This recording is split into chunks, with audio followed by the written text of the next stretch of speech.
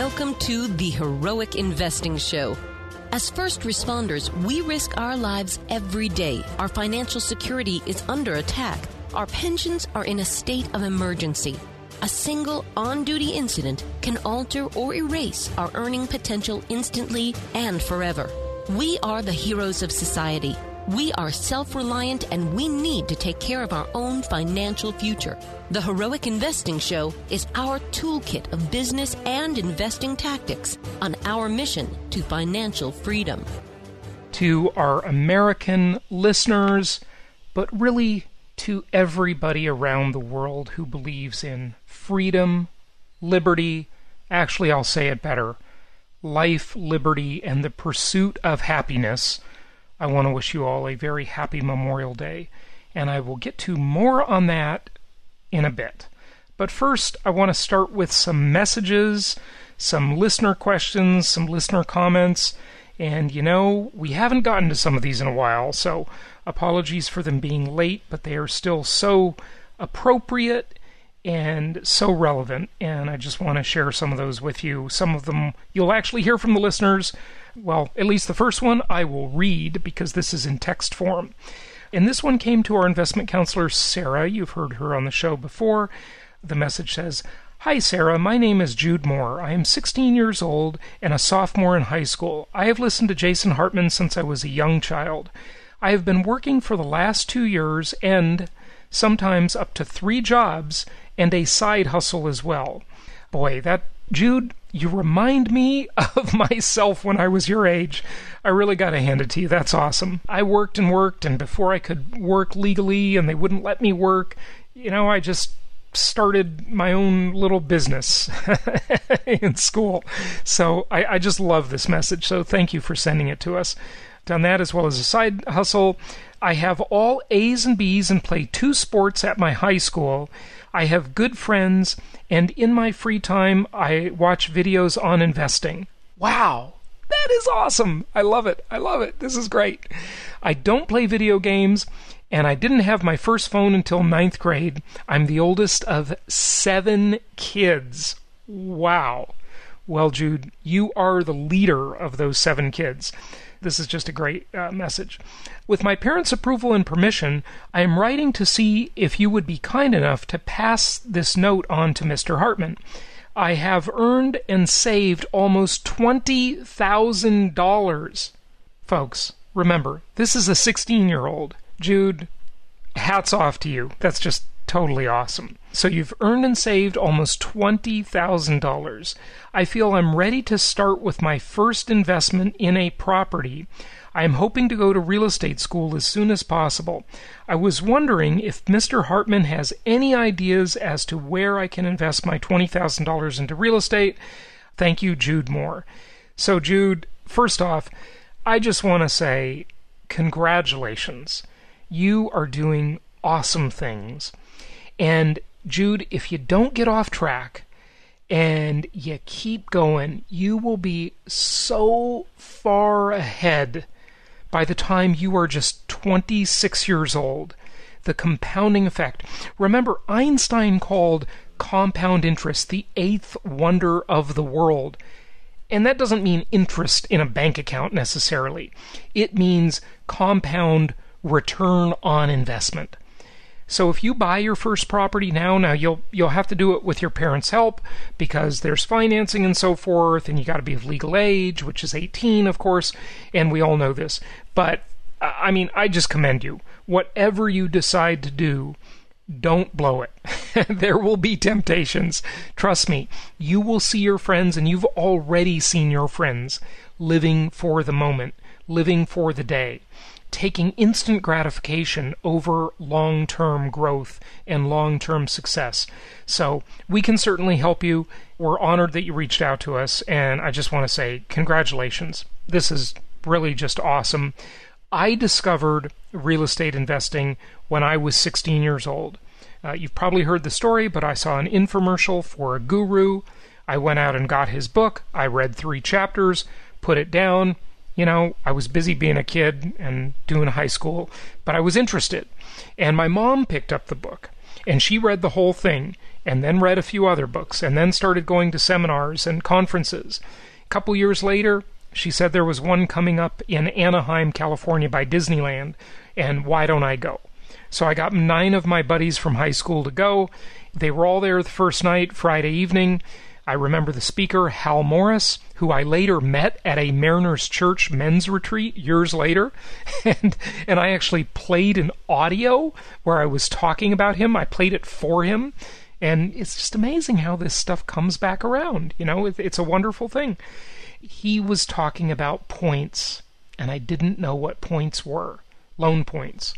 And so Monday morning, I searched around and researched about getting into real estate school at age 18, and I got my real estate license on my 19th, well, before my 20th birthday. I was 19 years old. It all started there. Jude, I would recommend you go to real estate school. I think that would be a good education for you, just to get the basics, just to get the background. But keep in mind, it's about investing. That's where you earn those compound returns and really, really multiply your money. So congratulations. We're happy that you reached out. We're happy that you're listening to the podcast and the YouTube. Just stay on your journey, and we're here to help you. The next message is me teeing up a message from one of our clients who you've heard on the show. Of course, this is Carmen that you'll be hearing from, as she is talking about inflation. And let's listen in.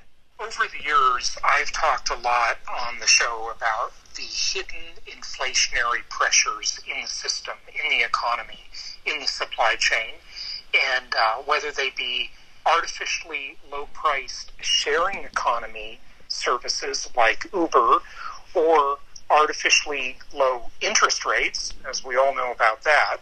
There are also a lot of pressures inside the manufacturing and distribution supply chains. So you've all heard Carmen on the show many times in the past, and this is a message she left me when we were talking about import, export.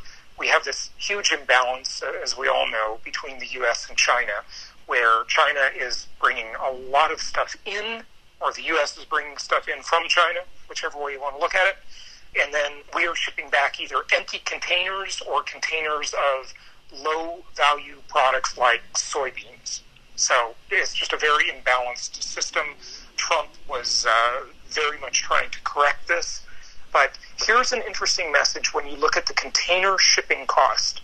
I heard a report this morning, and I asked her about it, that talked about how containers used to be $3,000 or $4,000 to move an entire large container of goods from China to the U.S., and now they've gone to either double or at least increase by about a third. So very, very significant inflationary pressures that will hit the consumer and will pass through to consumers. Definitely. Now, what your friend, I think, is referring to, just the standard increase for the container I had to ship from, before the New Year's, the Chinese New Year, so it would make it here at some decent time. I had to pay about $5,000 on the premium only. They call it a premium fee, plus the normal rate of maybe $3,000. So I would probably end up paying $9,000 for a small container. We're not even talking a big one.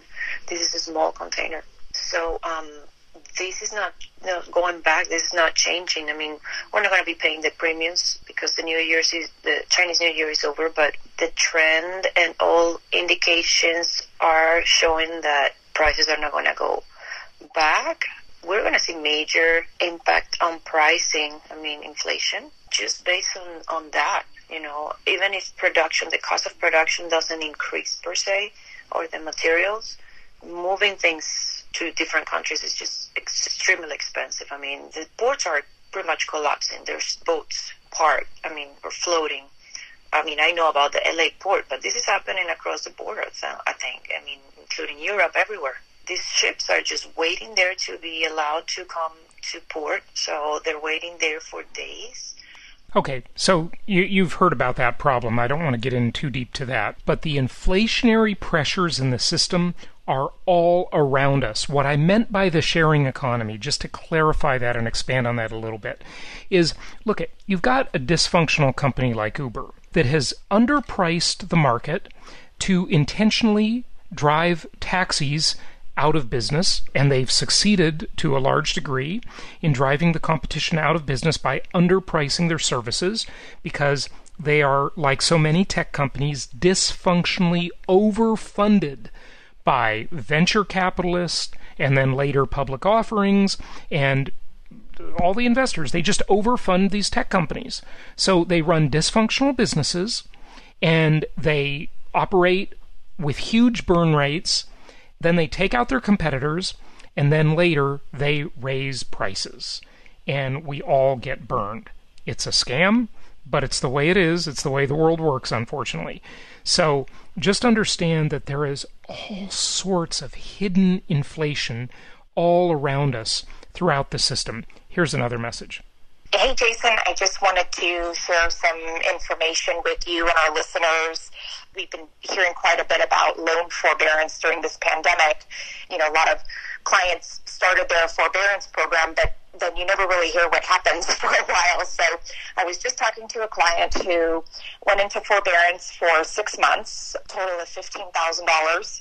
And what they did for him was they lowered his interest rate from 3.875 to 3%. They put the $15,000 of payments that he missed, they just tacked that on to the back of the loan.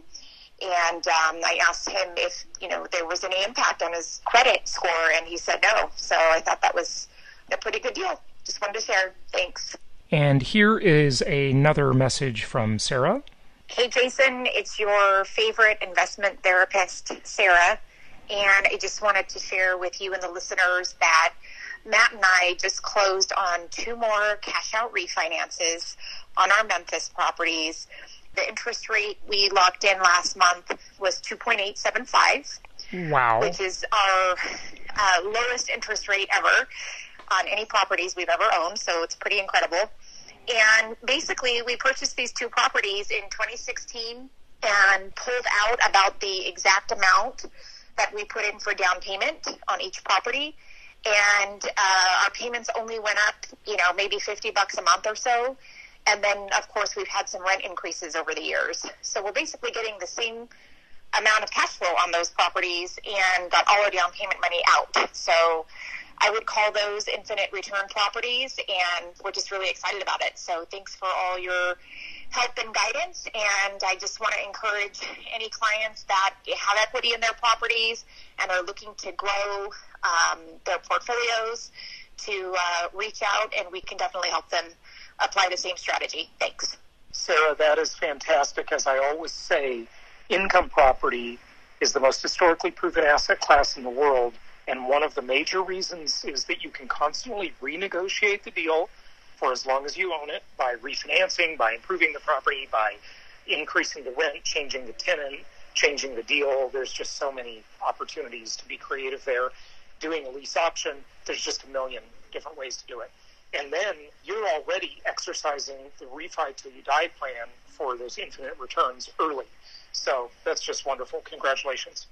Okay, so I hope those messages were helpful to you. Now, let's talk a little bit about Memorial Day. And a thank you to all the people, not only Americans. I want to stress that. Look, it's an American holiday, but the stuff we're going to talk about is extremely valuable, possibly more valuable, maybe a lot more valuable, to non-American listeners. So, let's talk about this a little bit. First off, this is a day where we give thanks, where we appreciate all those who gave the ultimate sacrifice. They sacrificed their lives for the country, for the founding ideas of the country, and the founding ideas of America. Now look, I just happen to be American. I wasn't born here. I was born in Europe. Fortunately, just through luck, I had 2 American parents, and so I got to be an American. And I consider that a hugely lucky thing. Why is that? If you think about it, there's only one other real example in history before the U.S. Constitution that made this whole idea that government was the servant of the people. Actually, I'll include the Declaration of Independence because I'm actually going to read you part of that is about the consent of the governed. But the Constitution, especially the Bill of Rights specifically, made it about the individual being above the government. And that was a crazy idea. Only one other document, so far as I know, was like that, and that's the Magna Carta, where rights were transferred from the governing power to the citizen. But the Constitution did it better than anything, better than any other document. Ashley sent me over a speech that her father gave, and I don't know when he gave this, but it was a Memorial Day speech, and I'm not sure if it was last Memorial Day or one prior, and I just thought I'd share with you a couple things because she shared it with me and I just thought this was brilliant. Her father's a true patriot. Just a couple parts from it, and then I want to share with you something I've shared before, which was Ronald Reagan, his Christmas Day radio address to the nation, December 25th, 1982. I won't have time to read the whole thing, but I just want to touch on a couple of parts of that relate to this whole thing that I think it's just very important. So Ashley's father says, Memorial Day is a day to remember and honor the men and women who died while serving in the U.S. military. And he says, I share these stories, and there were a whole bunch of stories he shared before this, but I share these stories with you because they help put a face to the abstract numbers of supreme American sacrifices. How many Americans have made the supreme sacrifice? Listen to the immensity of the sacrifice. And he goes through and he tallies a bunch of different wars. And keep in mind that many of these wars did not force the people to fight. Yes, we had drafts sometimes, but even with a draft, there were all kinds of ways to get out of it. This isn't the type of army ever. The American army has never been the type of army that you had in a totalitarian country, where they also made their sacrifices. But I would certainly argue, and just logic would tell you, that they weren't making the sacrifice because they believed. By the way, this is me talking, because the soldiers believed in the country necessarily, as much as they were forced to do it. He goes through in his speech and tallies the death toll, and it's about 1.4 million, and he compares it. He says, to put in perspective, this number, 1.4 million, is equivalent to the population of the city of Dallas, Texas. Just think about that for a moment. The city of Dallas, that sprawling metroplex, a huge city, 1.4 million. Can you imagine if Dallas was wiped out? If there was a nuke, for example, how we would feel about that? That would be just unbelievable. So these are huge numbers. So that's just me talking. I think you can tell where I'm talking and where I'm reading. Hopefully you can, okay? Because, look, we're informal here, okay? But here's what he says in his speech. He says, why would soldiers in numbers the size of the city of Dallas, Texas, be willing to sacrifice their lives for America? Would they sacrifice for a bad cause, as some today say America is bad? Or because America is the great Satan operating a caste-like system that keeps the poor and minorities at the bottom of the heap with no hope for the future? Is it because they wanted America to be a socialist or totalitarian nation? I say a resounding absolutely not to all of these. 1.4 million soldiers would not sacrifice their lives for a bad cause. They believed in America and what it stands for. They were looking to help build it up, not tear it down. So let me share with you, let me blend this in, if you will, to take some license here, to blend this in with that Reagan radio address that I shared with you on a prior episode a long time ago. So this Reagan radio address chronicles a sailor who was in the South China Sea back in 1982. And he writes a letter home to his mother and father and talks about how they rendered assistance to a sinking boat that had 65 Vietnamese refugees that they picked up. And they rescued all of them. He tells the story about this. And he says, I guess once in a while, he writes, we need a jolt like that for us to realize why we do what we do and how important really it can be. I mean, it took a lot of guts for those parents to make a choice like that, to go out to sea in a leaky boat in the hope of finding someone to take them from the sea. So much risk, but apparently, I'm getting choked up here. So much risk, but apparently they felt it was worth it rather than live in a communist country. For all our problems with the price of gas and not being able to afford a new car or other creature comforts this year, I really don't see a lot of leaky boats heading out of San Diego looking for Russian ships out there. So remember, this is during the Cold War. That is so true.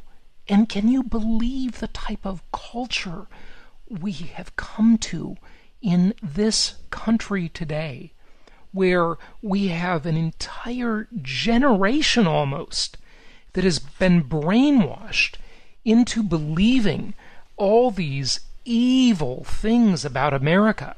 Look, we have to all keep this in perspective. Certainly the U.S. is not perfect by any stretch. But compared to what? Compared to what other country? The history of the world is ugly. It is violent. It is greedy. That's history. That's just me talking all there, by the way, okay? The Russian ships is where I left off on the Reagan address. So we've got to keep that in perspective, don't we? And for every person around the world who believes in freedom and liberty, we need to keep that in perspective. Let me go back to the Reagan address. After the refugees were brought aboard, and this is the letter he's writing to his mom and dad, the sailor. After the refugees were brought aboard, I took some pictures, but as usual, I didn't have my camera for the real picture, the one blazed in my mind. As they approached the ship, meaning the refugees, they were all waving and trying as best they could to say, "Hello, America, sailor. Hello, freedom man." It's hard to see a boat full of people like that and not get a lump somewhere between the chin and the belly button, and it really makes one proud and glad to be an American.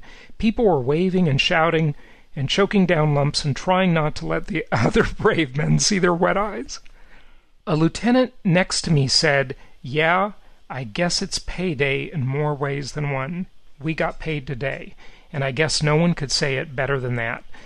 The letter goes on to say, "We have a unique society made up of cast-offs of all the world's wars and oppressions, and yet we're strong and free. We have one thing in common. No matter where our forefathers came from, we all believe in that freedom." Isn't that amazing? I mean, just if you want to get in touch with some of these really great ideals of freedom and liberty, of course, the Founding Fathers would be a great place to start. But if you want a more contemporary version, just go and listen to Ronald Reagan's speeches. They're absolutely amazing. They didn't call him the great communicator for nothing. Whether you love him or hate him, if you disagree with what he's saying in a lot of those speeches, then really you disagree with freedom and liberty. And that's your prerogative, but he really outlines that very, very well in that speech, but so many of them. I mean, the Reagan speech archive is just phenomenal. Okay, so back to Ashley's father and his great speech. "Our journey started with the colonists rejecting the tyranny of Great Britain. They declared to the world that," quote, and of course this is from the Chartering Papers. And by the way, did you know, ladies and gentlemen, this is just me talking, did you know the American Chartering Papers are the only chartering documents of any country with the word happiness in them? Not as an entitlement, but as a pursuit. okay, that you have the right to pursue it. So he's quoting here, of course, and it says, "We hold these truths to be self-evident, that all men are created equal, that they are endowed by their Creator with certain unalienable rights, that among these are life, liberty, and the pursuit of happiness, that to secure these rights, governments are instituted among men deriving their just powers from the consent of the governed." That is, without a doubt, my favorite line. Deriving their just powers from the consent of the governed. And what follows is pretty great, too. That whenever any form of government becomes destructive to these ends, it is the right of the people to alter or to abolish it. I would actually add to that and say it's not just the right of the people, it's the duty of the people. So, going ahead in the speech from Ashley's father here, which is just awesome, I love how he points out, he has a whole bunch of bullet points here talking about all these advantages America has offered to people. And he says, America has the kindest, gentlest foreign policy of any great power in world history. I would agree completely. For all of those who think America's imperialistic and, this is just crazy talk. If you read any of Alvin and Heidi Toffler's books, they're awesome, by the way. This is obviously me talking. I digress from the speech all the time. They talk about how, and I don't remember which book it was, but I've read several of their books. They're awesome. They talk about how people who accuse America of being imperialistic, they say, show us the colleges and universities where they are teaching imperialistic practices. Show us the schools. Show us the military documents. They don't exist.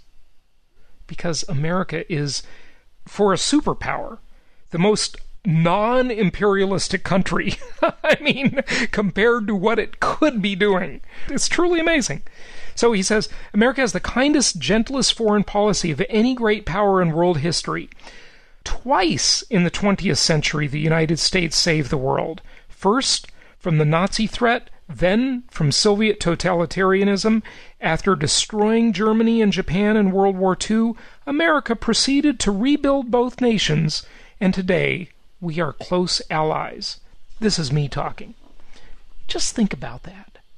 What other country in the world could you possibly envision having a Marshall Plan?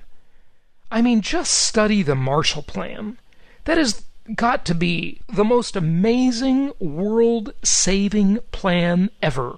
And yeah, of course, I know the detractors and the critics will be writing me emails tomorrow saying, well, Jason, didn't you know the Marshall Plan? America got a whole bunch of benefits from that. Of course they did. Look at a country like any country, America or whatever other country, is a business at some level. And it, of course, is looking out for its own best interest. But that business plan of the Marshall Plan could have certainly gone the other way. And it could have just been a huge waste of money for American taxpayers. It was a giant risk America took, largely just doing what is right for the world. And that's why, among many, many other things, America is a very, very special country.